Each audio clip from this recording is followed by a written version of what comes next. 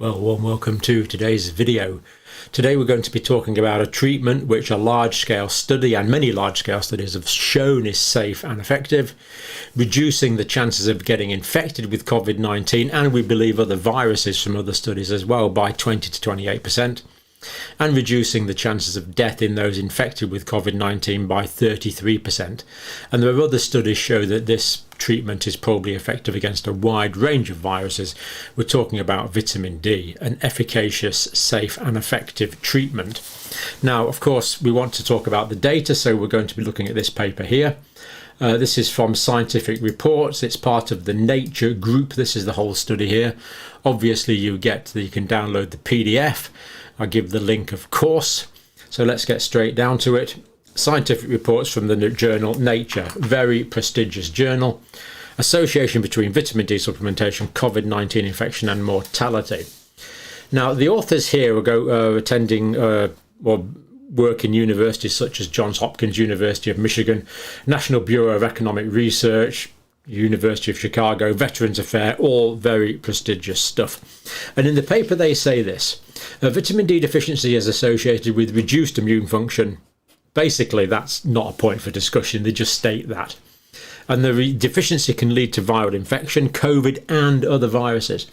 Now, as winter comes along, we're exposed to all sorts of viruses. So personally, I'm taking 4,000 units of vitamin D a day with some vitamin K2, 100 micrograms of vitamin K2, and intend to do so until I get some sunshine. So basically all winter I plan to take that amount. Good to get your levels checked if your doctor will do it. Unfortunately, I'm having difficulty getting mine to do it.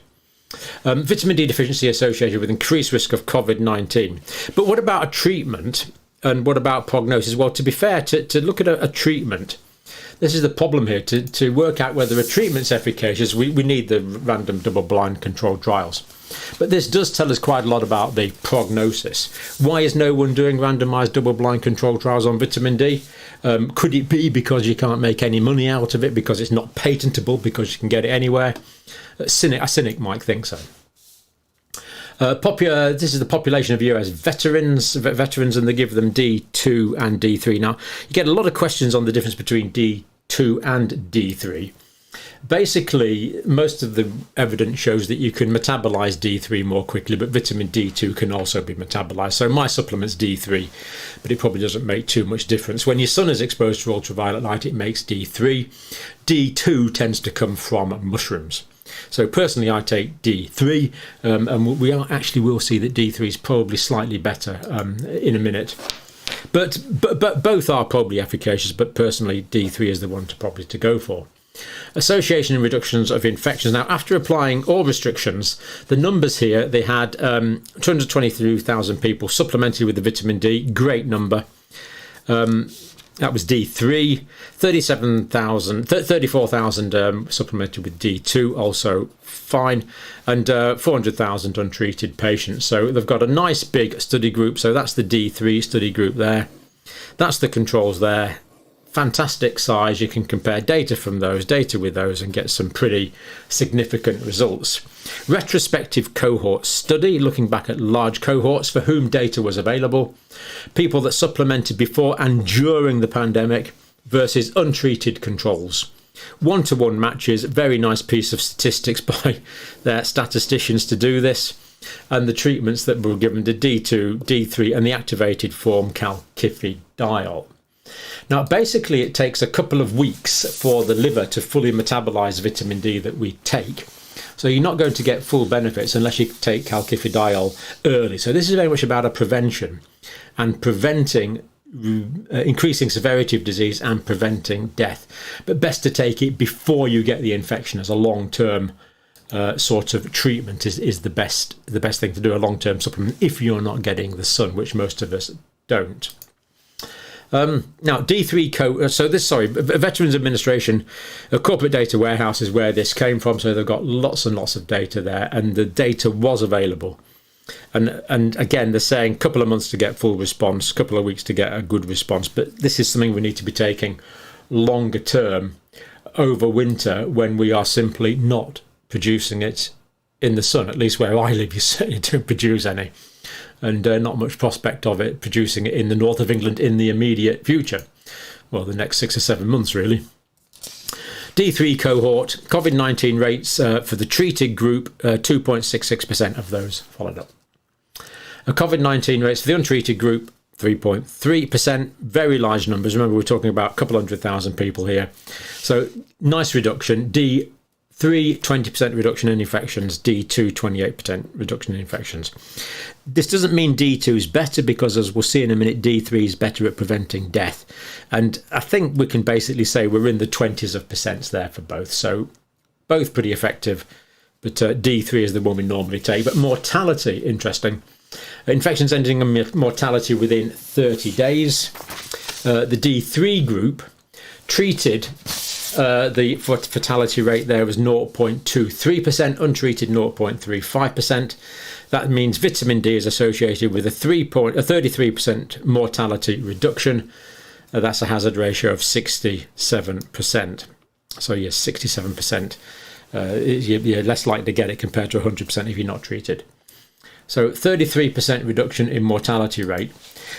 My question is, why aren't the Prime Minister and the Chief Scientific Officer and the Chief Medical Officer standing side by side on the television telling people to take this safe and effective treatment that costs essentially nothing? According to this article here from these prestigious medical academics all over the United States, because we want it to be safe and effective. Let's go on. Probability that this, so P equals 0.001, only one chance in 1,000 this arose by chance. This is a very significant result. Why is this not being taken up and shouted about all over the place? Very strange. I mean, other treatments and preventative strategies are being well publicised. This one is not. It's up to you to publicise this. Vitamin D to 25% lower, apparently, but that wasn't a significant result. So this, the D3, which shows the significant reduction in the likelihood of dying for people that have the infections. Now, veterans who received higher doses of vitamin D obtained greater benefits from supplementation than veterans receiving lower dose. In other words, there is a dose-specific response. People on higher doses did better. And of course, the people that did the worst were those on the lowest doses, and the people that got the greatest benefit were on the lowest doses. So in other words, some vitamin D is one heck of a lot better than no vitamin D over winter, we could argue from this study. And I'll argue pretty convincingly in my view. So vitamin D levels, the lowest, 0 to 19 nanograms per mil, did worst. But they exhibited the largest increase, the largest decrease in COVID-19 infection and mortality. They had the biggest increase in benefit because they had most decrease in infection and mortality following supplementation. So this is particularly important. It's important for everyone, but it's particularly important on those with the lowest levels of vitamin D, and we'll be looking at some of those people shortly, who those people are. Now, they looked at different blood levels, 0 to 19 nanograms per mil, 20 to 39, and over 40. If you want that in the English unit is micromoles per litre. You just multiply those figures by 2.5. And they also found retrospectively they had people taking 20 units, 40 units, as you can see, all different, 250 units, 1,000 units, 5,000 units, 8,000 units, and 50,000 units a day. So they had the full spread of people that were supplementing over these 400,000 or so individuals that qualified for the study. This is an impressive piece of work. I'm completely convinced by this. Black veterans received greatest association COVID-19 risk reductions, and I think you know why that is now. Dark coloured skin produces vitamin D more slowly. People with dark coloured skins, at least in the United States, have and everywhere really, virtually everywhere, have lower levels of vitamin D because they don't make the sun in the sunshine. They don't make the vitamin D as quickly. They would need more body surface area, skin exposed for longer to make the same amount. So particularly important for black veterans in the United States to consider vitamin D supplementation to reduce the risk of this, and from other studies we know other viral infections. So white veterans would make a little more vitamin D, so the black veterans benefited most. And direct quote, as a safe, widely available and affordable treatment, vitamin D may help to reduce the severity of the COVID-19 pandemic. Simple statement from the authors. And as I keep saying, we know from other studies that this is effective against other respiratory viruses. Now, is it effective against other viruses all over the body? I think there's good evidence that it could be, because vitamin D receptors are in all of the white blood cells. So there's a whole range of white blood cells that protect us from disease in different ways. Vitamin D receptors are found in all of those cells. It's an immunomodulator. So if the immune system's inadequate, it bunks it up, it increases the immune response. If the immune system is overstimulated and we get the inflammatory side effects, it brings it down. It's an immunomodulator. And because of the way this is working through the white blood cells, I think this will work for all viral infections. Again, this should be tested via randomized double-blind controlled trials, but no one's doing them because there's no money in it. And we need to make money from randomized double-blind controlled trials. Strange but true, I believe. More background. Vitamin D deficiency affects half of the US population. Again, they're not arguing that. The authors simply state that. I mean, just think about that. Half of the population of the United States is deficient in vitamin D. Half. Simply stated as a fact by the authors. Increased rates in people with darker skins, unfortunately, who have done worse, as we often know in many places. Risk factors: reduced sun exposure, people living in high latitudes in winter, or indeed low latitudes if you live in the south of New Zealand or something. Nursing home residents who tragically did very badly in the pandemic. Healthcare workers who work inside a lot of the time. Populations with low levels of vitamin D have also experienced high rates of COVID-19. Again, simply stated as facts. Now, they did point out a new mechanism. Vitamin D is needed to allow T helper cells to control and reduce interferon gamma. Now, this interferon gamma is a cytokine produced by these T helper cells. Now, you might have heard of the T helper lymphocytes, because it's the T helper lymphocytes that are affected by the human immunodeficiency virus. And you get a deficiency of the T helper cells. They can't help the immune system, so tragically these patients develop a wide range of infections. So you need just the right amount of this interferon gamma. But if there's a lack of vitamin D, it seems that you produce too much of this and you get overstimulation because it's a pro-inflammatory cytokine. So I thought that was just interesting, just a mechanism, or another mechanism of action. These associated reductions in risk are substantial and justify more significant exploration and confirmation using RCTs. Again, who's going to pay for them? This is particularly important given the high rates of vitamin D deficiency in the US population and COVID-19, and I would add a whole range of other respiratory viral infections which other studies show efficacy of vitamin D levels against. So, I mean, it's really hard to argue against this. Extrapolation from vitamin D, if it had been done over the whole country, in 2020 there would be 4 million fewer cases. Of course, that's a bit misleading because, well, it's not misleading, it's just that we weren't testing in early 2020, so we're not so sure. But anyway, they're saying 4 million fewer cases, which is accurate based on their data. And look at this, 116,000 deaths could have been avoided. Now, that is definitive data, I think, because we do know for a fact there was 351,999 actual deaths in the year.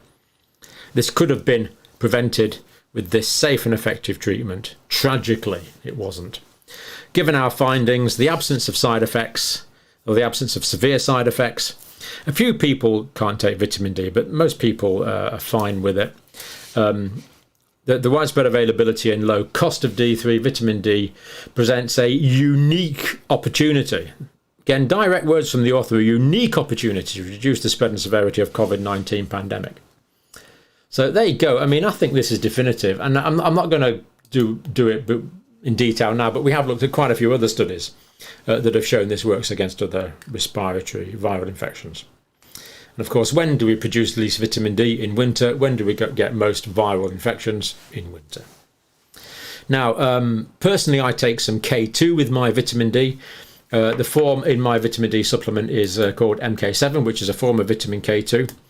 And now the supplement, because I'm taking 100 micrograms per day, We don't actually know what the best dose is, but the reason I take 100 micrograms per day with my 4,000 units of vitamin D is that if you take natto, which is the fermented soya beans that's eaten in huge amounts in Japan, for example, 100 grams of that contains 1,000 micrograms of vitamin K2, indicating that 1,000 micrograms don't seem to do natto eaters in Japan any harm.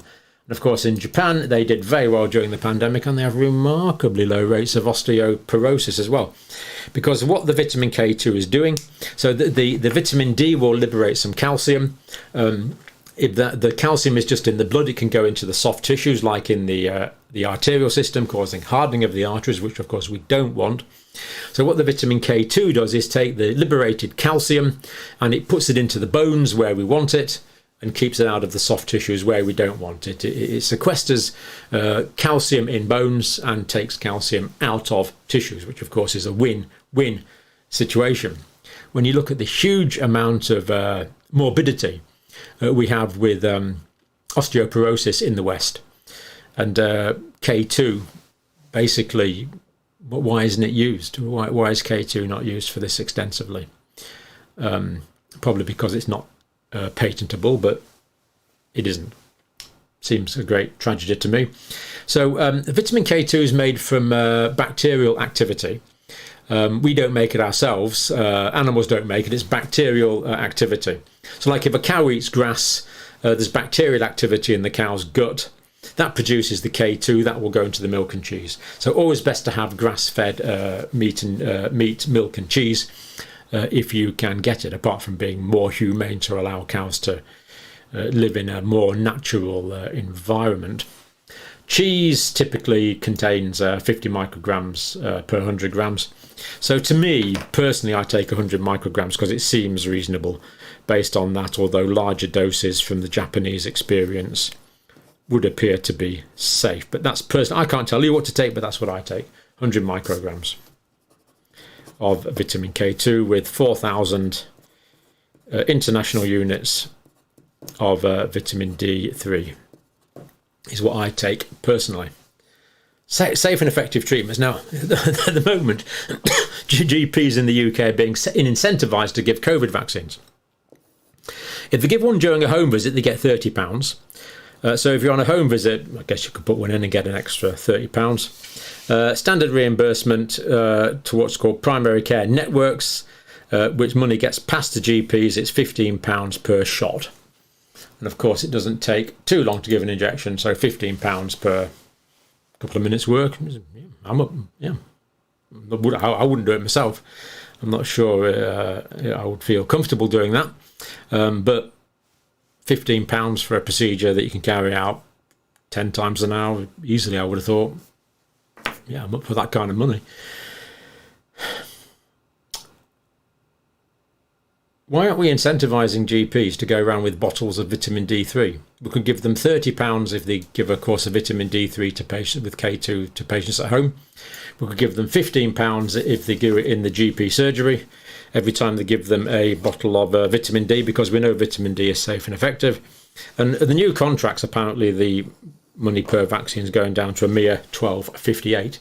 So, okay, we could lower it to $12.58 per tub of vitamin D3 given out, which would seem reasonable to me. Now, Lawrence has worked me out, I'm afraid. I've got it here. This is Lawrence. I've heard that John Campbell is in the pocket of big overhead projector lobby. Got me, Lawrence. Compromised by big overhead projector lobby. And as if you need any proof, that's what I'm using now to look at this. Rumour has it he's accepted tens of dollars of under-the-table expenses. Well, I don't think it quite runs into the tens, but a few cents maybe. Anyone else noticed he always seems to have an endless supply of A4 paper and fountain pens? Mia Cooper, can't argue with that. So, yeah, big overhead projector lobby.